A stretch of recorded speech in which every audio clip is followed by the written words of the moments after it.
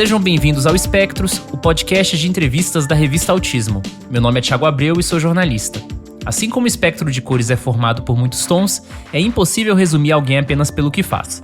Aqui no Espectros, trazemos as pessoas que constroem a comunidade do autismo no Brasil para saber mais sobre estes indivíduos além da história, seja familiar, profissional ou pessoal com diagnóstico. Este podcast é uma produção da revista Autismo com patrocínio da Clínica Somar Special Care.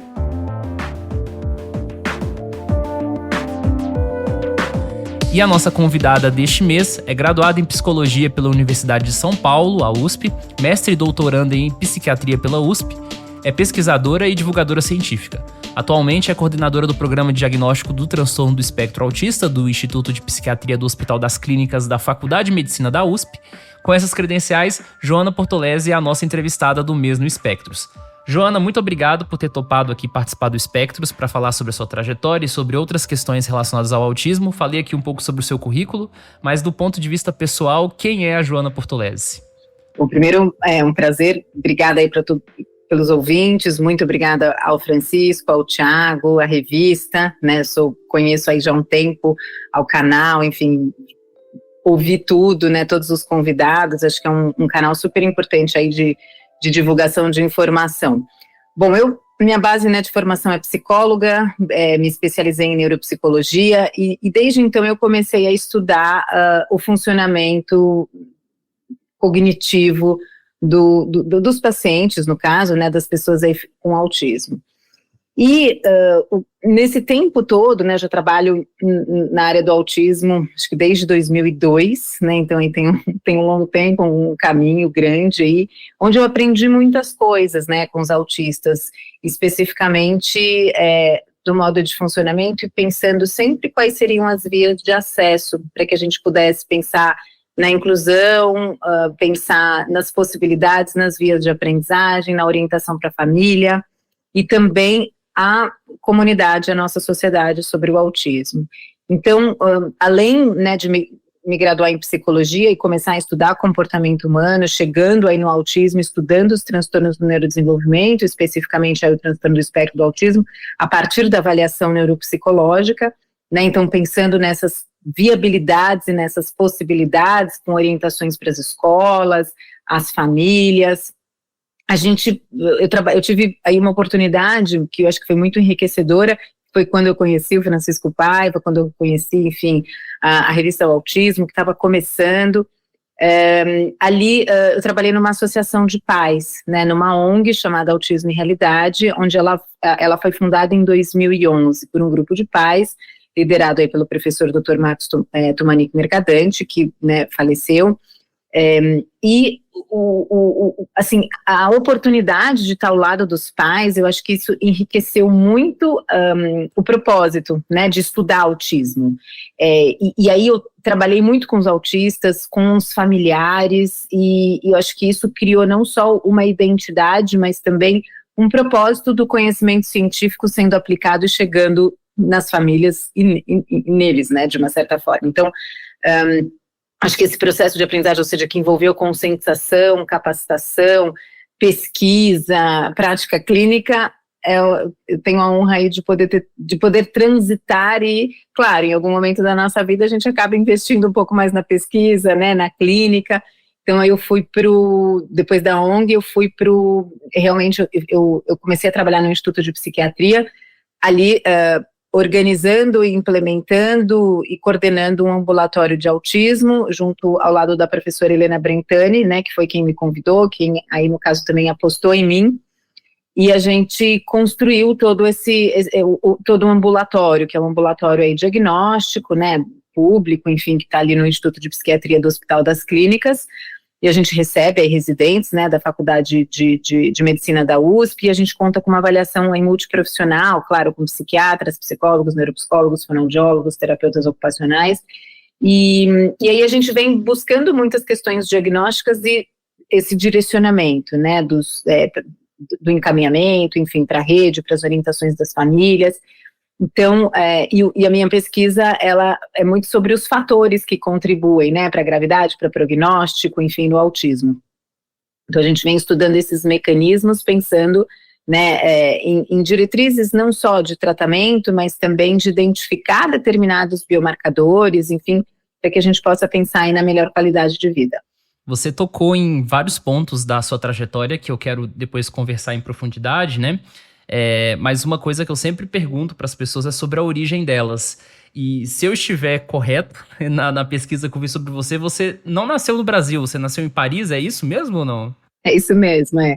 Eu nasci em Paris, meu pai é psiquiatra, minha mãe é pedagoga, e meu pai estava fazendo doutorado em Paris, na Sorbonne, e eu nasci lá. E aí eu fiquei até os 4 anos e voltei para o Brasil. Mas aí, claro, não tem um vínculo, né, de enfim, parentes, enfim, mas voltei lá em algumas vezes, mas tem essa curiosidade, assim, que eu nasci lá, nasci fora. Interessante, interessante. Você falou que você trabalha com autismo desde 2002, mais ou menos, né? E uma coisa que eu sempre gosto de perguntar para as pessoas que participam do Espectros é qual foi a primeira vez que elas ouviram falar sobre autismo. Porque quando eu tô conversando com familiares, muitas vezes a primeira vez que ouviram falar sobre autismo foi sobre os filhos. Tem gente que não, que foi com um filme, com alguma coisa que leu. Qual foi a sua primeira memória que você lembra de ter visto a palavra autismo? É interessante você me perguntar isso, porque eu ia continuar falando sobre isso, foi perfeito. Então, minha mãe é educadora, minha mãe sempre teve escola, né?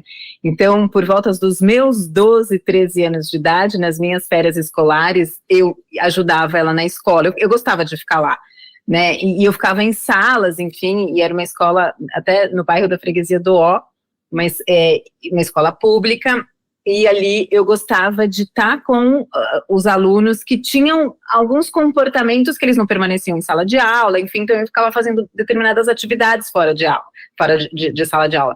E muitos desses eram autistas. E na época eu não sabia, né, assim, tinham determinados comportamentos e eu brincava, e aí tinham certas estereotipias e eu pegava uma bola, brincava, fazia pintura, sem saber que, né, aquilo tinha um diagnóstico, enfim.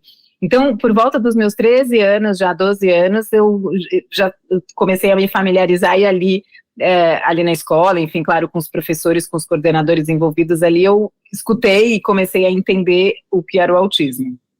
Então, já tem E eu lembro que tinha um livro, minha mãe tinha um livro de autismo em casa, e foi, acho que um dos meus, não um dos meus primeiros livros, mas assim, na minha adolescência eu li esse livro.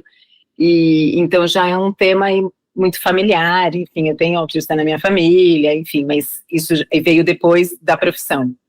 Então é uma curiosidade, acho que é uma ligação já de muito tempo. Então você não escolheu cursar psicologia por causa do autismo especificamente? Não, a minha escolha por psicologia sempre foi por cuidar. Assim, eu tinha uma questão assim, eu quero cuidar das pessoas, de alguma forma, eu gosto muito da relação interpessoal, assim, eu sou muito movida por isso.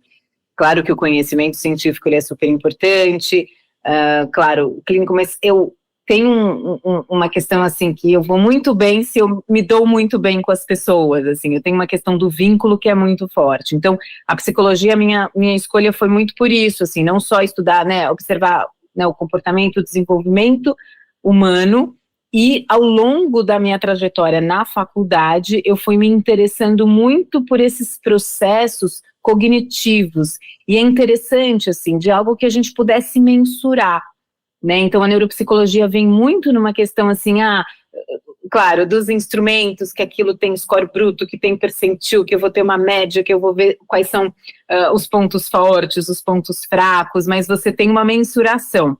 E isso trouxe, talvez para mim, né, uma questão pessoal, assim, uma organização, uma construção do raciocínio clínico, e aí foi quando, na faculdade, eu gostava muito, sempre gostei muito de crianças e adolescentes, então eu logo comecei a fazer estágio em escola, e aí, de novo, na escola, eu entrava nos programas de inclusão, que era o que me fascinava, que era o que eu gostava, pensando nessa questão de entender o desenvolvimento cognitivo, as peculiaridades cognitivas e trabalhar desenvolvendo esses aspectos que eram desafiadores para a criança, para a família e para a própria escola.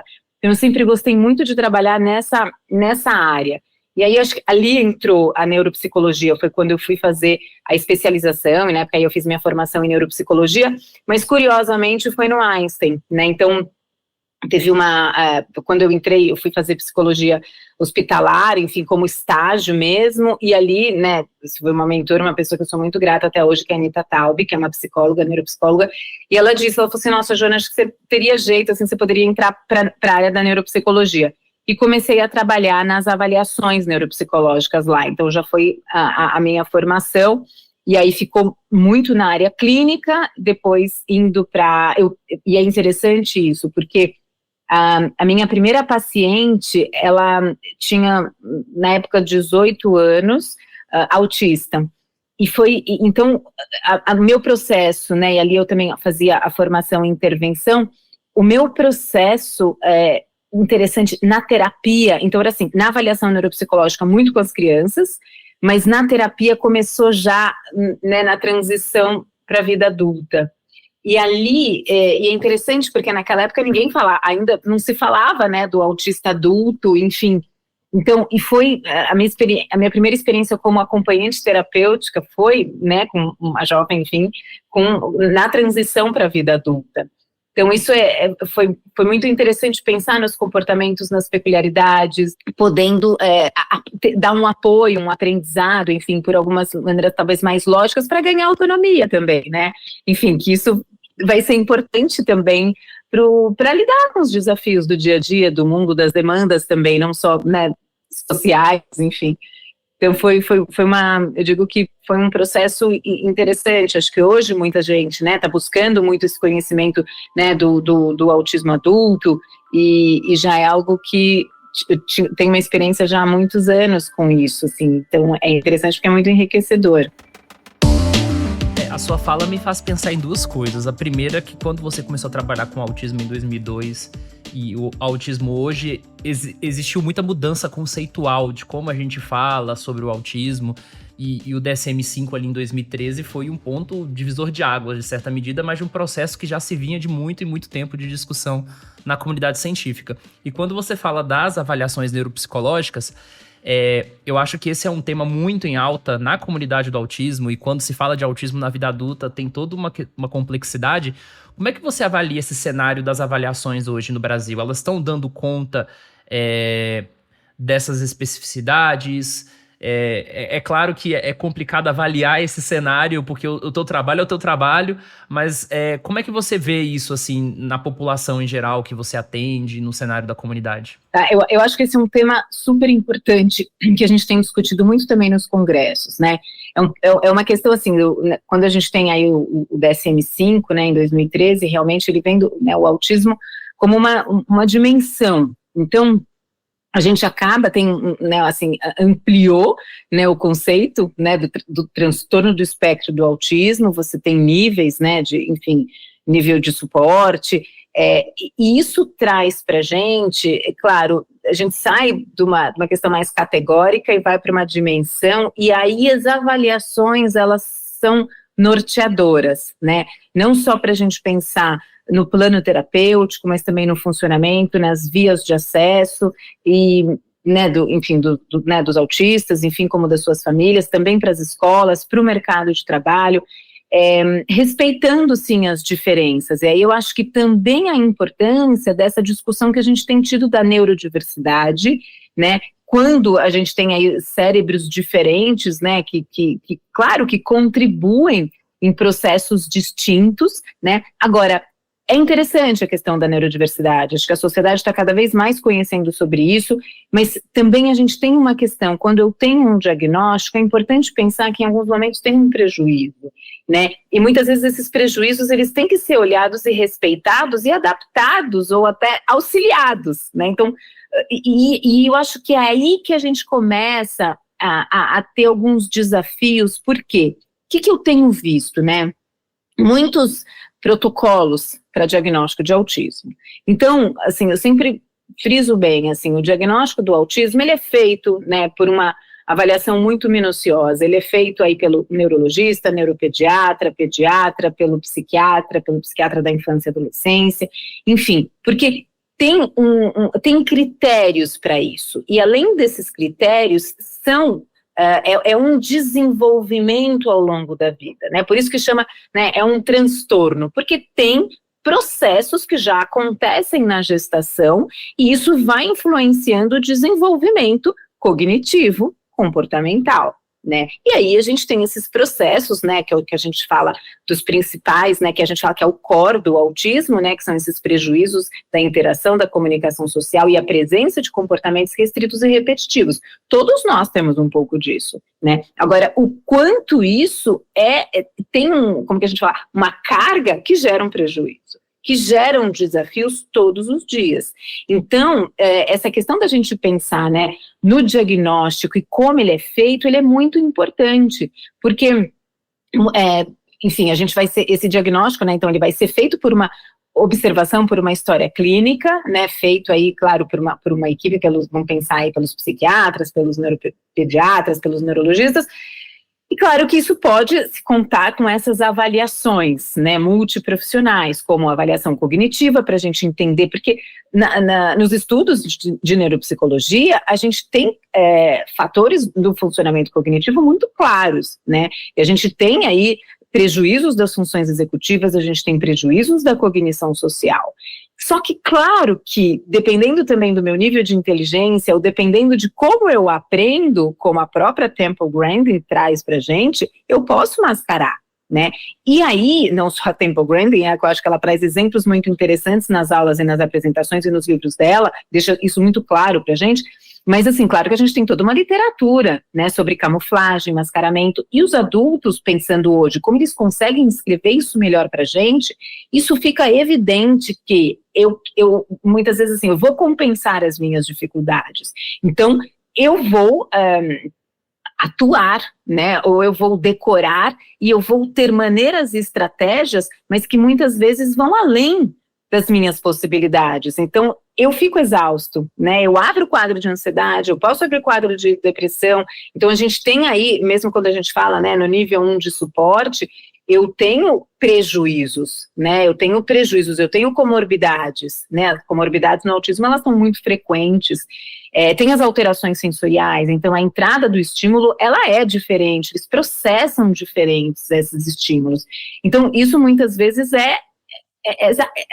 gera uma exaustão, né, e isso quando a gente pensa em questões muito simples de acomodações nas escolas, mesmo no mercado de trabalho, isso faz uma diferença significativa na vida do autista, para uma melhor qualidade de vida e muitas vezes amenizando esses sintomas comórbidos, né. Então, essas avaliações, quando ela traz, né, quando a gente pode pensar numa avaliação clínica que determina, tem critérios, ok. Dentro desses critérios, a gente pode pensar se esse funcionamento realmente ele está prejudicado e de que maneira ele está prejudicado, em que nível que ele pode estar prejudicado. A avaliação neuropsicológica, ela pode trazer essa via para a gente, né, em termos não só de nível de inteligência, enfim, e aí a gente tem avaliação fonoaudiológica para pensar no diferencial também da linguagem, quando que pode ser um transtorno da comunicação social, né, quando é realmente o transtorno do espectro do autismo, quando a gente identifica a apraxia, transtornos de aprendizagem de linguagem associados. Então, as avaliações múltiplas, escalas, né, assim, as escalas que também nos direcionam, né, para as dimensões sociais, escalas que também nos apontam sobre questões de comorbidades de comportamento. Quando a gente consegue mapear esses processos, a gente consegue orientar, né, melhor, e melhor, eu não sei se a palavra melhor é indicada, mas assim, a gente consegue ter um plano terapêutico mais direcionado para as necessidades daquele paciente.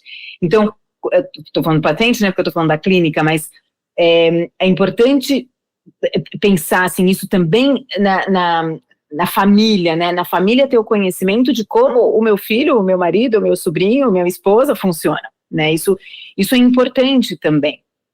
Então, todos esses processos das avaliações, elas acabam sendo direcionadas para a orientação e para plano terapêutico. E aí a gente acaba tendo pacotes de diagnóstico para autismo, a gente acaba tendo testes na internet, né? Então, isso tudo só vai gerar informações não baseadas em evidências e que a gente não sabe o que pode causar nos pensamentos das pessoas que estão ali buscando aquelas informações, dos autistas, das suas famílias, né, enfim. Então, a gente tem que cuidar muito, porque o autismo hoje, né, como saiu, né, na reportagem aí também, infelizmente, ele virou um negócio, né? Enfim, a gente tem aí uma prevalência, a gente tem um aumento de prevalência, que todo mundo pergunta pra gente, né, o porquê esse aumento da prevalência. Então acho que talvez, já trazendo um pouquinho isso, eu acho que tem muito a ver, Thiago, com o que você trouxe, né, dessa questão do espectro sendo uma dimensão. Então isso vai abrir, né, para que a gente pensasse que pessoas que antes poderiam não ter essas características, hoje preenchem critérios para essas características, talvez até de uma maneira mais leve. A gente tem também a capacitação dos profissionais, o conhecimento sobre, né, o autismo, e que isso vem mobilizado muito dos pais, né? Então acho que a gente no autismo tem uma comunidade muito forte, né, muito potente, que são de vocês, que são dos autistas, que são dos pais. Isso é muito importante para capacitação, conhecimento, né, sobre o autismo. Conscientização, né, era essa palavra que eu queria, assim, a conscientização sobre o autismo. Então, com isso a gente ganhou, né, a gente ganhou capacitação, a gente ganhou cursos, a gente ganhou pesquisas na área. Então, claro que todas essas informações disponíveis também aumenta, ou seja, tem uma demanda pela busca do diagnóstico, pela própria pessoa e pelas famílias também, né, pelas escolas, pelo mercado de trabalho, enfim. Então, com isso tudo a gente pode pensar nesse aumento expressivo dos diagnósticos, mas não podemos esquecer que também temos as questões diagnósticas para benefícios. Então é onde entra, acho que, né, que foi aí trazida também pelo professor Guilherme Polanzik, enfim, essa questão que saiu na Veja Saúde, se não me engano, na semana, foi no mês do autismo, no mês passado, trazendo também essas questões do quanto, né, promessas de cura, promessas da gente fazer pesquisa daqui para setembro, né, descobrindo causas, e isso não é real. Então, assim, exatamente, clínicas que falam, temos o pacote para o diagnóstico e para a intervenção, e aí a gente fala, né, assim, o processo da intervenção, ele pode ser a vida toda, né, com diferentes objetivos, com diferentes, enfim, demandas, porque nós vamos mudando, né, a gente vai se desenvolvendo e as demandas, elas vão mudando também, envolvendo família, envolvendo, né, o processo. A gente sempre fala, né, que o autismo, ele não é só da saúde, ele é da saúde, ele é da educação, enfim, ele é de todo o sistema, porque os autistas estão em todos os lugares, e o benefício que eles, né, que trazem aí pelos conhecimentos, pela forma de ser, que muitas vezes somam de uma maneira muito positiva. Então isso acho que a gente vem desenvolvendo, mas aí eu acho que vai abrindo, né, também para essa questão, em alguns momentos, né, mais mercadológicas, e aí a gente vê, talvez entrando aí um pouco que você tinha colocado inicialmente, a gente vê, assim, clínicas e pacotes e profissionais fazendo um trabalho aí não apropriado, né. E nessa questão da conscientização que você falou um pouco antes também, né, além da comunidade em si engajada, ela resulta em outras atividades, né? Quando a gente fala, por exemplo, de terceiro setor, no âmbito das ONGs, o que as associações e entidades de autismo fizeram na história é algo bastante interessante, inclusive de trazer temas de pesquisa novos que eram incipientes no Brasil. E você falou lá na sua introdução sobre autismo e realidade, que é um ponto muito importante da história do autismo no Brasil, que pouca gente talvez conta, né, e principalmente relacionado também à contribuição do Marcos Mercadante, que, né, que, se não me falha a memória, morreu em 2011, mas que, se a gente pegar, por exemplo, várias matérias e várias discussões sobre o autismo na própria imprensa, por exemplo, anos antes, ele era uma figura constante na discussão do autismo, na divulgação científica. Então, queria que você falasse um pouco sobre essa sua passagem pelo autismo em realidade, o que você desenvolveu lá e como é que funcionava a organização. Ótimo, então, assim, era liderado pelos pais, então a gente tinha algumas áreas específicas, as premissas foram conscientização e capacitação. Então, para isso, a gente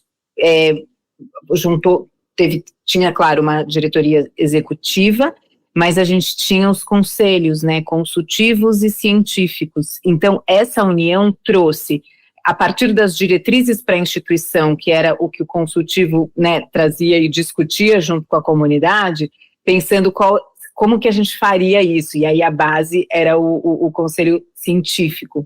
Então, a gente conseguiu unir as demandas e também a pesquisa. Então, a gente proporcionou editais de pesquisa, então, né, aí grants, enfim, verbas com bancos, enfim, levantando isso a partir de projetos, né, e aí a gente conseguiu executar isso de acordo com a demanda também da sociedade, porque a gente tinha os pais junto com o comitê consultivo, dando as diretrizes e a ciência dando esse respaldo. Então, isso foi uma questão isso foi muito interessante, porque a gente conseguiu, por exemplo, instituir caminhadas, corridas, né, claro que isso foi mudando, hoje tem um grupo aí maravilhoso, tem a Mariana Alckmin, enfim, algumas pessoas que lideram também, que participam, a comunidade integrada aí no mês de abril, para essa conscientização. Então isso tem, anualmente você tem ações importantes para autismo, foram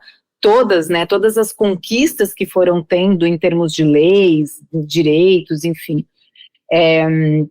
então isso, a Autismo Realidade, ela lança, né, ela começa abrindo portas e dando voz para os autistas e para os pais. Eu acho que isso também foi um processo importante de um movimento que acontece, né, no Brasil. A gente, antes, claro, a gente já tem um movimento que começou em 1980, pela AMA, né, pela Associação aí de Amigos do Autista, né, aí liderados, né, pela Ana Maria, pela Marisa, enfim. A gente tem uma história do autismo no Brasil e a ONG, ela trouxe uma estrutura, né, em relação a isso. Hoje a ONG, ela existe, ela é um braço do Instituto Pense, né, e ela continua, enfim, trazendo, e isso, claro, voltando ainda para Autismo em Realidade na sua origem, por exemplo, em 2015, nós organizamos o primeiro congresso de autismo na vida adulta, né, então, assim, nunca tinha tido um congresso para o adulto específico, e foi muito interessante, porque foi muito difícil a gente compor a grade acadêmica, assim, a grade curricular, porque assim, os profissionais não tinham tantas experiências e pesquisas com o adulto, né. Na época, inclusive, a gente fez um levantamento, né, pensando em onde estavam essas pessoas, onde estavam esses adultos, enfim, e foi interessante porque a gente teve um levantamento de 78% desses adultos morando com os pais, né, das pessoas, claro, né, das pessoas que responderam, enfim, a gente tinha essa dependência, né, financeira, enfim, social, e essa história, ela vem mudando, né, então, acho que Autismo em Realidade, ela vem aí no momento, né, sendo liderada pelos pais, e tendo aí diretrizes muito bem determinadas, mas baseado em evidência. Então, acho que isso é muito importante, e hoje a gente tem muitos, também como diz essa matéria, né, da Veja Saúde, a gente tem muitos pseudocientistas, né, pessoas, claro, hoje com o canal da comunicação mais aberto, enfim, muitas pessoas também, né, trazendo aí informações, ou mesmo informações que geram, muitas vezes, notícias que podem ser prejudiciais. Em termos de linha cronológica, qual é o ano que você começa a atuar na Autismo em Realidade? Você ficou até mais ou menos que ano? Então, eu comecei, porque a Autismo em Realidade, propriamente, ela começou a ser constituída em 2010, né, aí, claro, a gente fala 2011, porque aí foi estatuto e etc., alguns meses depois o Dr. Marcos faleceu, e aí a gente começa Autismo em Realidade em 2000, então em 2011, em 2015, ela passa para o Instituto, por volta de 2014, 2015, ela passa para o Instituto Pense. Eu fiquei lá até 2017, então, por aí. E aí, quando a gente entra, claro, no Instituto Pense, ali tinham outros braços também, então a gente focou muito nessa questão de pesquisa. A gente fez até pesquisas em eye tracking, que inclusive foi publicado esse ano, enfim. A gente também liderou muito essa questão claro, da conscientização, então tem os eventos, teve, enfim, caminhadas, hoje, né, tem organização aí de simpósios e também dentro de congressos, enfim, promovendo aí a informação, né, clínica e da pesquisa. Aliás, você já apoia a revista Autismo? Sabia que você pode contribuir com uma pequena quantia mensal e fazer a revista impressa chegar a mais pessoas sem acesso à internet? Além disso, os apoiadores têm acesso à revista digital antes de todo mundo, além de conteúdo extra, como bastidores de reportagens e participação de lives exclusivas. Veja todos os detalhes no site canalautismo.com.br/apoie. E na sua apresentação, até mencionei, você falou também bastante sobre a sua atuação dentro da USP, né? Porque depois da graduação você também partiu para pós, e até queria te perguntar sobre a sua formação na psiquiatria, né? Se ela tem relação também principalmente intimamente com esse trabalho relacionado ao autismo, e a sua participação nesse programa de diagnóstico, né, da Faculdade de Medicina da USP. Quanto tempo tem esse projeto e como é que está sendo a rotina dentro do programa? O ambulatório, então vamos lá, o ambulatório especificamente do autismo, né, que é o PROTEA, o Programa do Transtorno do Espectro do Autismo, a professora responsável é a professora Helena Brentani, psiquiatra, e ela é professora da USP, e ela começou com um ambulatório em torno também de 2010, comecinho de 2011, foi tudo ali meio junto. E nesse momento, né, inclusive com a ONG, enfim, a gente chegou até a fazer alguns eventos dentro do Instituto de Psiquiatria. Eu tinha um contato com a professora Helena, e aí teve uma vez que eu trabalhava na ONG e trabalhava na clínica, né, e aí teve um momento que eu procurei por ela, pensando, né, assim, nesses desafios, né, de avaliação multiprofissional. Então, nós começamos, né, enfim, a termos encontros e discutir alguns pontos, quando ela falou, não, vamos montar, né, ou pensar, implementar um serviço diagnóstico, mas não apenas com a questão do critério, né, DSM-5, né, vamos pensar isso como, que eu acho que é a proposta, né, do DSM-5 e da CID-11. Vamos pensar nesses especificadores, tá bom, eu posso ter o diagnóstico de autismo, eu tenho escalas que avaliam isso, que ajudam, né, aí no diagnóstico, auxiliam no diagnóstico, que são ferramentas para o diagnóstico, mas que não são diagnósticas, acho que isso é importante dizer, a gente não tem uma ferramenta ainda como diagnóstico, a gente não tem um biomarcador para o autismo, por isso que ele é tão multiprofissional, né, multidisciplinar. Mas, e aí a gente começou a pensar nesse formato, pensando no diagnóstico, mas nas composições individuais daquele paciente, a partir da avaliação cognitiva, avaliação de linguagem, avaliação de funcionalidade socioemocional e motora. Por quê? Porque aí a gente consegue dar um direcionamento além, tá bom, tem autismo, tá bom, mas e aí, o que eu faço, né, qual que é o meu caminho, para onde eu vou, né, e aí com essas vias, né, mais de habilidades, de inabilidades, desafios, enfim, a gente consegue pensar nesses objetivos da intervenção. Hoje, e aí, então esse programa, ele tá ali vigente, desde que eu entrei no ambulatório em 2011 também, foi onde, acho que é um ano importante na minha vida, né, profissional, a ONG, enfim, depois também o Instituto de Psiquiatria, e ali eu comecei, então, a implementar essas avaliações, e eu só entro na vida acadêmica oficial, porque eu participava de alguns trabalhos, etc., em 2019, né, muito tempo depois, mas aí assim, eu sou mãe, eu tenho 2 filhos, enfim, também acho que sempre foi um momento importante aí o ser mãe na minha vida, enfim, tanto com a família e tal. Eu entrei realmente na pesquisa em 2019, porque é no momento que eu passo a coordenar esse ambulatório, né, então a professora Helena aí me dá essa missão super importante, que eu fiquei muito honrada, de coordenar esse ambulatório, e aí a vida acadêmica, claro, dentro de uma universidade, de um serviço, né, para residente, tal, isso é fundamental.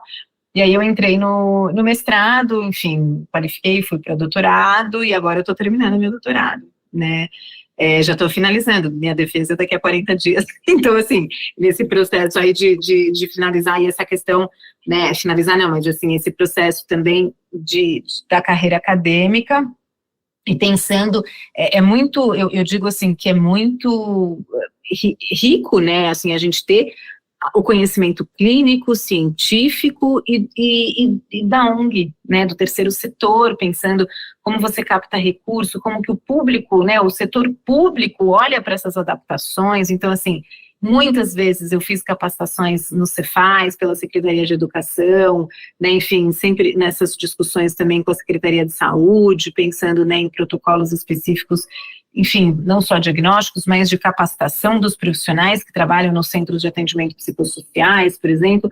Essa questão pública, para mim, ela é muito importante.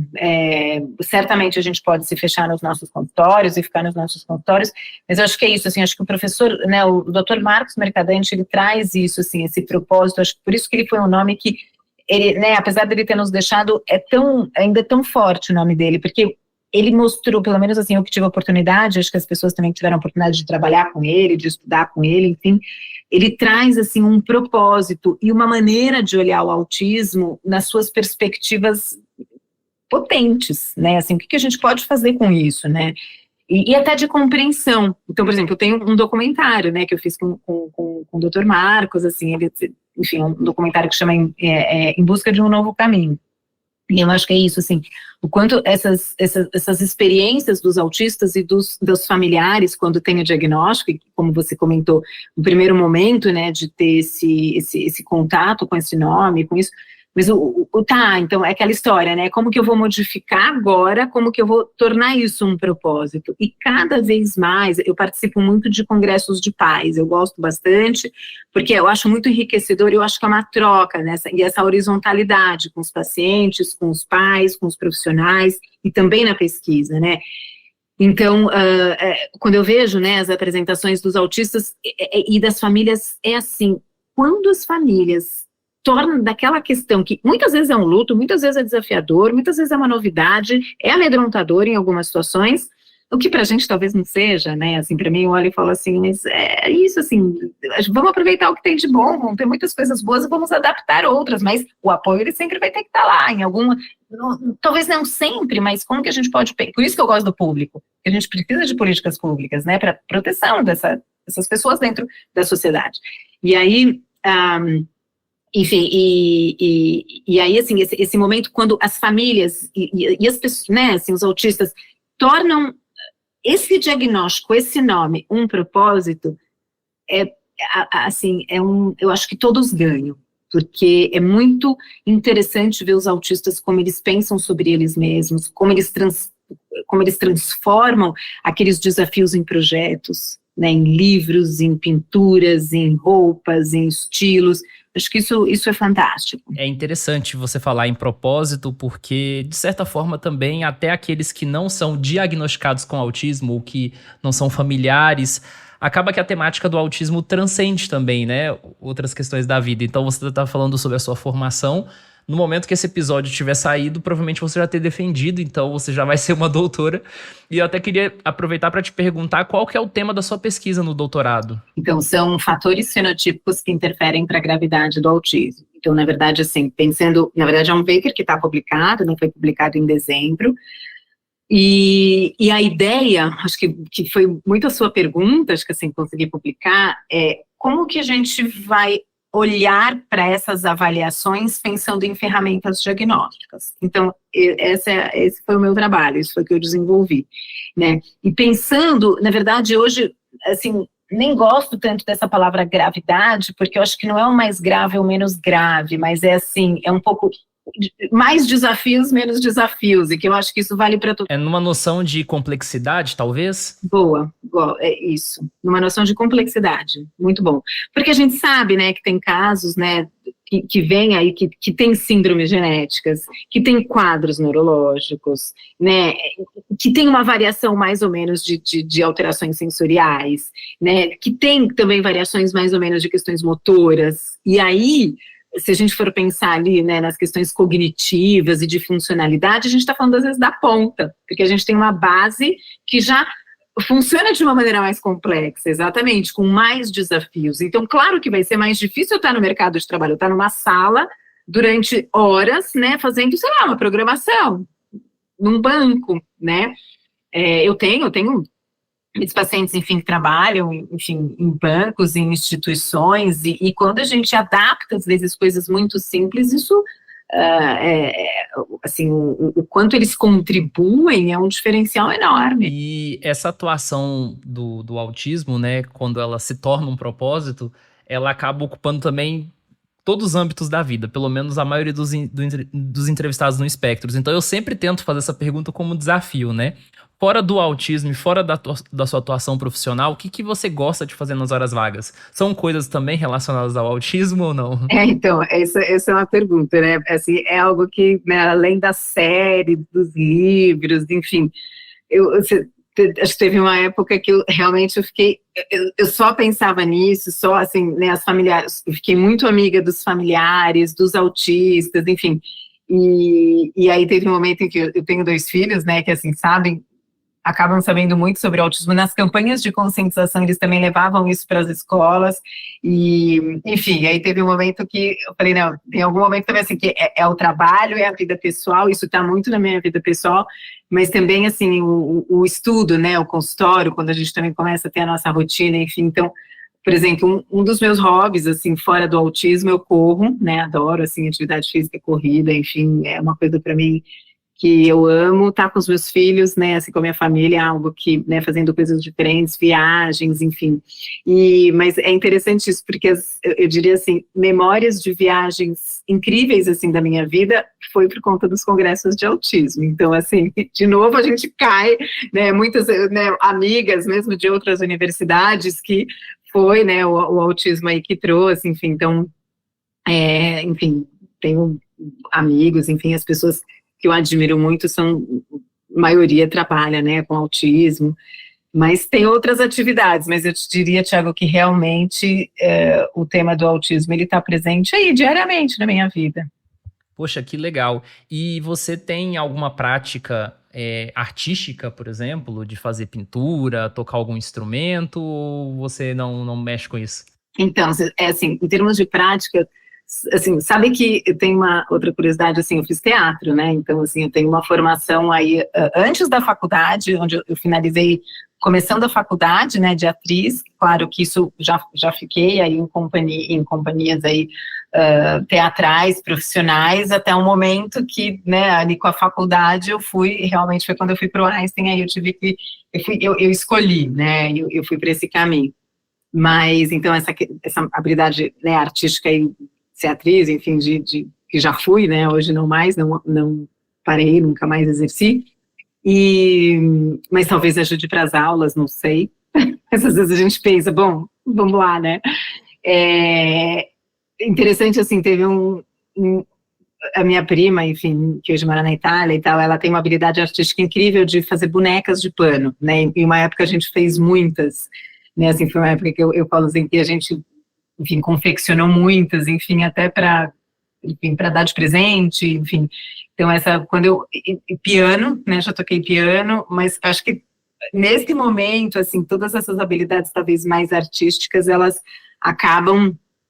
ficaram um pouco de lado por uma questão, isso, assim, aí eu foquei no esporte, né, acho que, assim, acaba sendo o meu regulador, onde eu elimino um pouco, né, do estresse, das demandas, porque a gente tem muita responsabilidade aí, né, com os pacientes, eu falo com o paciente, respondo o paciente absolutamente todos os dias, inclusive sábado, domingo, feriado, férias, é algo que eu nunca desapareci, né, enfim, então, a gente é envolvido, eu acho que quando você fala dessa questão de propósito, assim, se você fala para mim, isso é ruim para você, não, eu gosto, eu falo, acho que é a minha missão, é o meu propósito, né, tá aqui cuidando, dando atenção, orientando, mas acho que tem alguns momentos que outras coisas também que a gente pode fazer, mas meus grandes amigos, assim, pessoas queridíssimas e que eu admiro muito, são da área, também trabalham com autismo. E os episódios do Espectro são sempre encerrados com o nosso quadro bate-bola, em que eu falo um tema e a pessoa que está cedendo a entrevista para a gente fala algo que corresponda a esse tema. Então vamos lá. Uma palavra que te resume. Acho que é alegria. Último livro lido. As Travessuras da Menina Má. Uma viagem marcante. Itália. Um defeito. Perfeccionismo. Um sonho. Poder viajar todo ano. Viagens mais longas. E estar com os meus filhos, acho que essas são coisas importantes para mim. Uma pessoa que você gostaria de conhecer, pode ser tanto uma pessoa que está viva ou uma figura histórica que você gostaria de ter tido oportunidade de bater um papo. Wagner Moura. Um conselho que você daria à sua versão mais jovem. Tenha sempre responsabilidade nas coisas e escolher o caminho pelas coisas que você gosta, não do que seria adequado ou não da expectativa do outro, mas escolher as coisas de acordo com com seus princípios e com seu coração, assim, que te motiva, que te guia. Uma banda ou um músico, artista que você gosta? A Gilberto Gil. E um que você detesta? Talvez, sim, é que eu não vou saber os nomes, mas, por exemplo, essa linha do sertanejo e tal, são coisas que eu não, o ritmo, assim, pra mim não gosto muito. Um filme? Sabe que, claro, ainda estou aqui, tá, né, muito claro, mas o que é isso, companheiro, eu gosto muito, mas é interessante, sabe, tem um filme que me marcou, assim, sempre, que eu adoro sempre assistir, que é o Esqueceram de Mim. Adoro. E aí tem o Adam também, mas aí eu já vou pro autismo de novo. Amo o Adam e eu vou pro autismo de novo, mas tudo bem. Prato favorito? As massas, de uma maneira geral. Uma bebida? Vinho. E uma comida que você não gosta? Jaca, não suporto. Jaca, assim, algo que, não. E por fim, frase favorita? Difícil pensar numa frase chavão, assim, mas eu sempre penso numa questão, talvez todos os dias, enfim, pensando, acho que, não sei se seria uma frase, assim, não consigo pensar numa frase específica, mas acho que talvez algo que vai seguindo é isso, seguindo sempre um propósito, pensando sempre na diferença que você pode fazer hoje para alguém. Acho que isso sempre, eu acordo um pouco nessa missão, ou para você mesma, algo que você possa fazer para se sentir bem, mas também fazer pelo outro. Acho que tem uma questão que meu pai sempre me diz assim, meu pai é médico, psiquiatra também, ele sempre fala assim para mim, se alguém te pede ajuda, você ajuda. É nesse sentido de também estar fazendo coisas em benefícios a você, para você estar bem para cuidar do outro. Muito legal. Joana, muito obrigado por ter topado o nosso convite para poder falar sobre a sua trajetória, questões de autismo e outros pontos. Eu quero que você fique à vontade para mandar uma mensagem final sobre qualquer coisa que você desejar, ou talvez até algum ponto que eu não toquei, o espaço é seu. Obrigada. Acho que, assim, pensando, né, acho que no autismo, nos familiares, nos autistas, acho que essa questão, de novo, assim, de buscar, assim, pelas questões, pensando nas famílias para os seus filhos, né, acho que sempre olhar para esses fatores do que os seus filhos podem fazer, e às vezes tem coisas que vão ter dificuldades, e qual é o ponto forte, quais são as habilidades. Às vezes a gente não tem habilidades, mas a gente pode construir um caminho para que ele vá seguir, né, assim, buscando realmente autonomia, aprendizagem, uma qualidade de vida, e vivendo o dia a dia, né, as batalhas diárias, né, que são muitas. Às vezes sem essa, né, assim, talvez estando mais tranquilo de pensar, mais para frente, como vai ser depois, quanto tempo de tratamento, e agora com o diagnóstico que vai acontecer, acho que a gente vai vivendo o dia a dia, né, assim, e acho que comemorando aí os ganhos diários, né, que a gente observa, semanais, enfim. Acho que esse é um ponto para as famílias, e para os autistas eu vejo também, assim, uma questão de, claro, assim, dos propósitos, do que se interessa, né, de tentar, muitas vezes a gente vê algum funcionamento assim, mais inflexível, mais rígido, mais duro, né, então como poder trocar ideias com outras pessoas, tentando também aprender e desenvolver outras perspectivas, porque eu acho que isso vale para todos nós, mas às vezes os autistas adultos, mesmo nos adolescentes, a gente vê uma rigidez maior em alguns aspectos, e com quem pode buscar e discutir algumas questões, algumas dúvidas, né, estabelecer esse vínculo aí de confiança para ir seguindo, enfim, no desenvolvimento também, nas relações pessoais, mesmo que eu invista em uma pessoa, em duas pessoas, mas onde eu me sinto mais confortável, e também para poder desenvolver as coisas que eu gosto, né, da maneira que eu sei, e que muitas vezes a maneira que o autista sabe pode ser um grande ganho, um grande conhecimento para o outro, e vai dando uma contribuição, trazendo uma perspectiva diferente para o nosso mundo, que eu acho que hoje é o que a gente mais precisa.